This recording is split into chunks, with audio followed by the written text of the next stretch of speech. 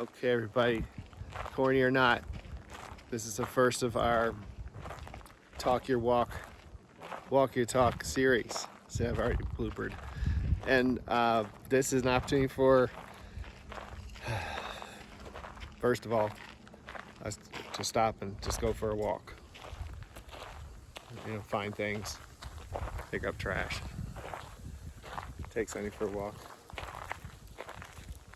There's Jazz and Sunny. So today's kind of like first day in some ways. I know it's not the first day of school, but it's kind of like the first day. It's the first full Monday past Labor Day. And we just tidied up our kitchen after Labor Day weekend, saw our kid off to school, and we're reflecting and preparing for this upcoming semester. It's a beautiful morning. It's still summer. It feels great. Just saw the first yellow leaf fall and land on the ground. Seasons are changing and we're resetting our routines. Just to give you an idea of the context, I think I can do this. Let me do that. I just got a phone, mainly just to keep up, a new phone to keep up with my daughter. I don't exactly know how it works yet, but we'll give you, you'll get a sense of where we are in just a little bit. But where we really are is figuring out new routines and systems, agreements, things like that. So keep the stress level low at home. Having a teenager and having kids at all, or even young adults at home, can lead to a lot of sort of relationship stress and expectations and frustrations, etc. So that's what we're committed to right now. Just give you an example, right? So we have this routine in the morning where there's a few different ways for people to get to school. Oh, by the way, my dog does not know how to walk on a leash, so you'll see us just sort of dancing along the road here just to avoid We meander. his leash. So we have this little system. I don't know what you think of it, but we take the bus in the morning. It's 7:48, the bus leaves the bus stop, so that means you have to be at the bus stop by 7:45. That's a feat, and I'm sure you all can relate to that. Getting kids off in the morning on time could be just what we talk about every morning. We could just give you the report, how did it go every morning, because it's every morning's different. And so this morning there was no attempt to make it to the bus at all. Instead, because our child is a junior, her boyfriend is on somewhat of a routine where he'll come by and pick her up in the morning. However, he also has siblings, and these siblings reportedly will delay the arrival, right? So we have this loose agreement now, because it's really important to get to school on time. We're committed to that. That if the boyfriend's not there to pick up by 8 o'clock, Dad will take her to school. Yeah, and we have a friend that comes by to get a ride as well.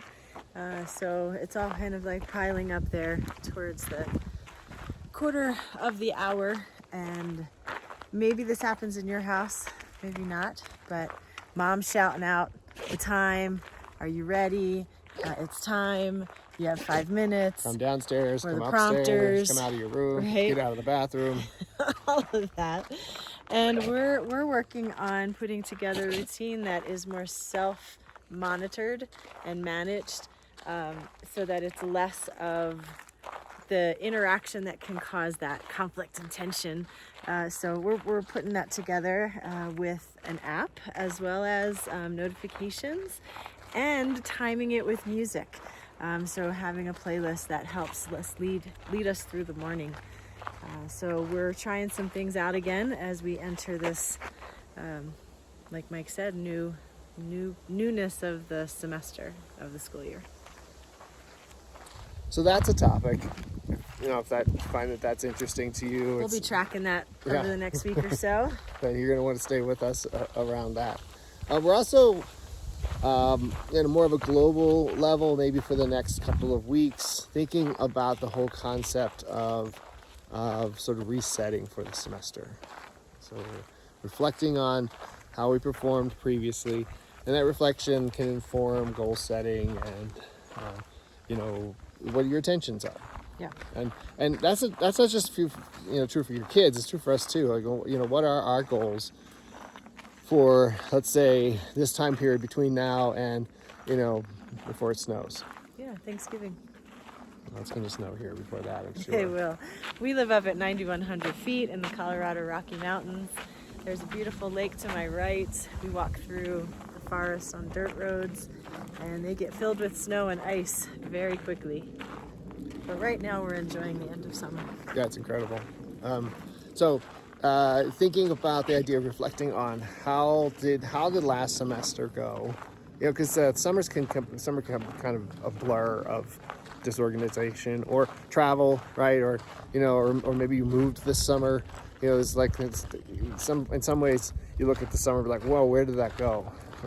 And there probably, for a lot of us, wasn't a whole lot of structure. So we're trying to get back into that routine. So you reflect on the kind of things that may have worked for you guys last semester, whether you're in second grade or in 22nd grade. What's that look like for you? Think about what has worked. What's that called when you positively reflect on things? Inquiry. Positive inquiry. That's it. Yeah. It's more of a linear way of having gratitude, right? Gratitude can feel kind of touchy-feely for people, or very more of that soulful heartfulness, which is fully welcome. And at the same time, you can get really just matter of fact about what's going well right now. Or what went well before, and how can you recreate that? Sure. Focus on that first. So reflecting, it's so easy to think about what didn't work and the things that pissed you off and the teachers that you didn't, that you didn't think were so great, etc. And the mornings that were in chaos and all of that. But what actually started to work, even if just for a few times, and you had relief of the frustrations and challenges, that would be a great place to start. We've been doing that at our house as well, and coaching parents to do the same with their young people at their home. And the way to do that is simply think of those things, right? When did we not argue? When was there flow? Mm-hmm. When did things work out? Right? And again, it might have happened only at one time. It could have happened a few times. Maybe you got into a rhythm. That's where you go. And it might have to do with time, right? Time just was on your side. It just felt like things were working well, or you didn't have to be that prompter, that nag, right? That person in your home when it's time to go, or when you're coming home and it's homework time. Think of those transition times and what went well. You can write them down. You can just think about them, shout them out. Talk to each other about it. We at our home, and we encourage parents on our email series and in our coaching series, we encourage parents to schedule time, not be so random. It's fine to be spontaneous, to talk about the good stuff, but also if you want your young person to participate in a way that has them know that this is the time to do that, schedule it in. You invite them to a meeting. Yeah. Invite them to a meeting with like a favorite beverage or an ice cream, or maybe you play a video game that they love and that accesses you to get connected with them, and then it's scheduled right after it. Yeah. Right? Something like that. You have the power as a parent. Sometimes you don't feel like that, but you have the power as a parent to manipulate the situation. And you might be reflecting on some of the things we're saying and thinking, yeah, he's great when he's getting what he wants. Well, you can craft a situation where that's an element of your meeting, your get together, and your opportunity to check in with your kid. And one of the things that we focus on as like our primary parenting support, let's call it, being side by side with you, is parenting the executive functions. And some of you are like, got that, understand what that is, and some of you might not understand what executive function is. So one of the things that we're talking about right now is helping your young person prepare and think about what went well on their own. So you can say, hey, I want to talk about maybe after dinner tonight, or when you get home from school, let's walk around to the ice cream shop and have a chat, something like that. So set it up ahead of time so that they can start thinking about it. That's metacognition. That's where they can slow down and not be put on the spot. It might pop up during their day. It gives them a chance to prepare, right? The same thing when you're asking about their day. You can say, hey, I'm going to ask about your day, and just a little bit, maybe towards the end of this car ride, love to hear how it went for you today, right? So you're helping them think things through or think about it. That's why we like to schedule things and not be so random asking our kids for information. It helps them practice that so very important practice. So we're talking about reflection in lots of different ways, and you take from this what you want. There's a lot in here, a lot we're describing. There's a lot of depth to what Jazz and I are sharing with you, but I think it's accessible to you. Just pick and choose what you feel like works for you. Give it a try. Try something different this semester. We're all about that. Yeah. The next part of, and we'll just give you this overview. The next part of all this is, you're gonna likely going to reflect on the last things that have happened to you. You're going to reset things and you're going to reconnect. But let's talk about resetting for just a second, and getting clear about what it means to sort of support your young person, your young adult, your elementary school student in resetting for this semester. You likely have already done quite a lot of this stuff as directed by class, by your kids' teachers, and supply lists, and etc.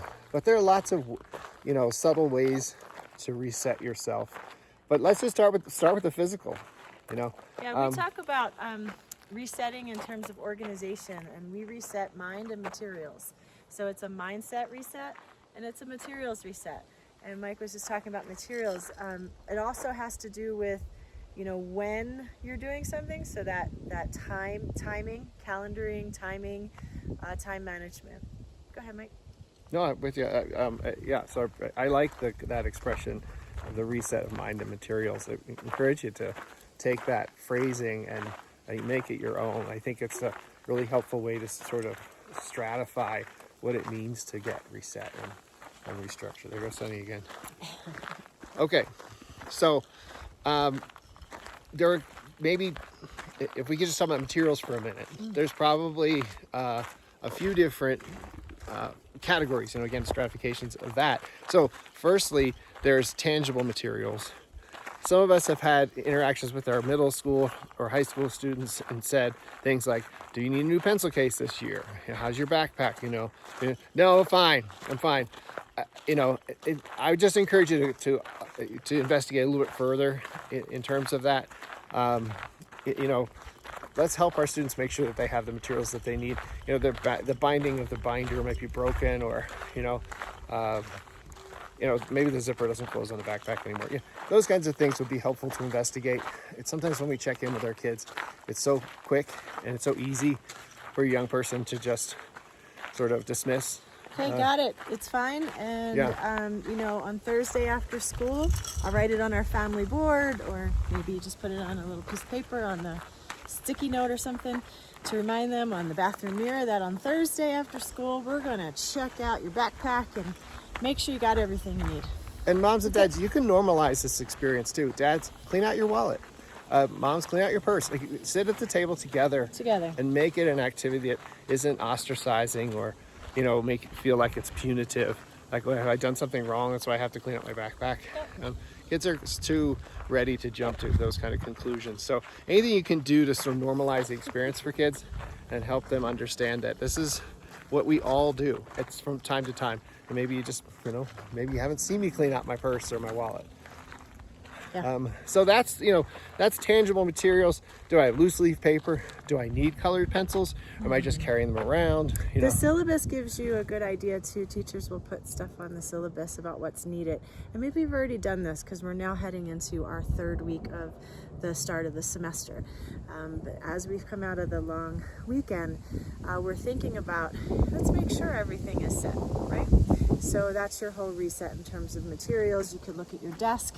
Maybe you have a desk, maybe they have a desk, maybe they sit at the kitchen counter or the kitchen table. Perhaps there's a box you can get that they can always pull out. It ritualizes I'm about to study, right? As well as maybe a beverage that you have available or that they love to get, crunchy food, snacks like that. When you reset materials, you're also, we're gonna turn around here, we're also resetting routine as well. And so have a box with the pencils and the marker and the things that they use that goes with their backpack for study time. So resetting that, it could be resetting how you do laundry so that they can start having a cleaner room, and maybe you stop doing the laundry or expecting them to do the laundry and it doesn't get done.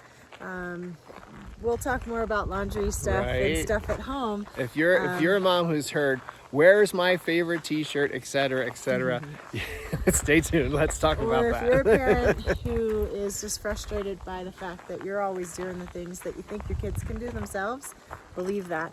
And we're going to get into what happens at home that helps young people and in that student mindset practice executive functions, because here at our home and at Just Tutoring and Coaching, our philosophy is the way you do one thing is the way you do most things. So if we can get most things on board and reflect on how it went well, right? How do we do this really well, to resetting it, you're going to start to get into more of a flow, do less for your kids that they can do themselves.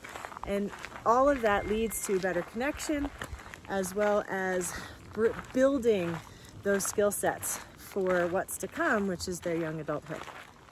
So that's huge, of course. And I want to bring it back to tangible resetting. So we talked about materials. I think you can pretty much infer, check the batteries on the calculator, or are they carrying the calculator that you bought them? Let's make sure that those kinds of things are in place. Of course, chargers are available, maybe labeled with their name, so that it's easily identified and located. Right. Or put one of those stickers on. You can trace it with your phone. And you're not doing this yourself. Remember, you were cleaning out your purse, they're cleaning out theirs. You're talking about what they need, where they can get it, where they can find it. Yeah. Schedule it in. Yeah, and if your kid is the kind of person who loses their glasses or their charger or those kind of things, consider a moderate purchase get some tech help. Put those little stickers on in those apps. Yeah. But that's a good segue, I think, in some ways, because there's also organization of the digital world, and what our files look like inside our devices, laptops, and for the most part, the majority of the kids have assigned computers that come from school. So, it's important to go into your drives and organize things. Even if you just take all your old files and put them into last year, we call it last year, and clean things out. Set up file folders for this year, meaning each course should have at least its own file folder to hold digital files and keep things organized. And of course, you can put more folders inside those. I don't need to tell you all about that, though. Yeah. Purchasing a small file, actual physical file box could be really helpful. There's ones that you can carry, lift up, so that you can get ready to take the papers out of the backpack, because they're going to start happening, and you might get a anxious response. I can't throw that out. I need that, right? Well, great. Let's get it out of your backpack so that it can sit here for when you need it to look back at it. Right. Or if you absolutely need it, we'll keep it in your binder. Yeah, we don't want to carry more of a load than is necessary. I think that's a good metaphor for life. Yep. And anything that's been on the desk from last year, perhaps it could be a 20-minute, or 10-minute, let's throw this out, or keep it for later. Right on. Yeah. So let's go on to the reconnection part. It has to do with resetting relationships, etc. Some of this stuff has been worked out in with your neighbors, friends. Maybe you have a carpool, that sort of thing happening. So there's that reconnection point obviously has already happened, or likely has. Or if you hadn't thought of the idea of a carpool, check with your school to see if that's something that's already been arranged. So that's just one form of connection. Other things would just include, and for some of our students have the same teachers year after year. I know that for a lot of us, it's complete change, complete schedule change, new courses, new professors, new teachers. But some of our kids have the same teachers year after year, just depending on what kind of program they're in. Many of our students have the same counselors for sure, advisors, that kind of thing. So what I'm trying to get to here is it's a good chance to reconnect. And and again, as Jess said before, I don't mean you reconnect with the counselor. Have your young person reconnect with the counselor. How do they do that? Well, we talked about goals earlier, right? So part of the reflection process is we identify what's happened in the past and how can I push myself just a little bit further. So what's the conversation with the teacher, the advisor, the coach is, hey, get started a new semester. I've got big intentions, big plans, and I just want to share my goals with you for this semester. Look forward to working together this year. You can request parents to be CC'd on communications that your student sends out, right, over email. I would expect that. Yeah. I think it's an important way for you to know that your young person's handling their business. And that's how you could present it as well. It's like, hey, I'm CC'd. I see you're handling it. Don't really need to talk about it. Don't really need to ask about it. And also we find that teachers tend to reply or be more in compliance with communication, let's say, when they see that another adult is on there. So reconnecting is an important piece of this. And for our people who are facing transition or transitioned recently, what I mean by that, if you're, fifth grader headed in just middle school, or maybe you're an 8th grader headed to high school, maybe you're going on to college, that kind of thing. That reconnection also has to do with sort of getting clear about, what did we discuss last semester, the close of last semester? What are sort of the things that I should expect? What are the things that are expected of me as I transition to a new program? Mindful of a whole new maybe schedule to follow, bell schedule, different expectations, and we as parents need to understand that, the expectations of the students may shift slightly when they transition from one program to the next. You might have questions about what's the difference between a study hall and an open period. These are important things for parents to understand. Does your young person attend an open campus or a closed campus? Maybe you don't know that. These are things to find out. So reconnection will help you feel more secure, less stressed, informed, and less conflictual with your kid. Yeah, and again, use that philosophy, or let's say action orientation around, hey, I'm gonna set your kid up for success and to connect with you. Set it up. I want to talk after school or in the evening, or when we get in the car this morning, I'd like to talk with you about how everything's going, how it's all set up, what I need to know, those kind of things, and appreciate you being ready for that conversation. When it comes to supporting our young people to be ready for connection and communication, you've been thinking about it, but they haven't. So give them a chance to catch up with you. Maybe they need to reference something. Maybe this is not a car ride conversation. Perhaps it's more of, when we're both at our computers, let's set a time for that this week so that I can take a look at your school, apps and portals, and I have some questions about that stuff. So some conversations are great in terms of reconnection and such in the car, being spontaneous.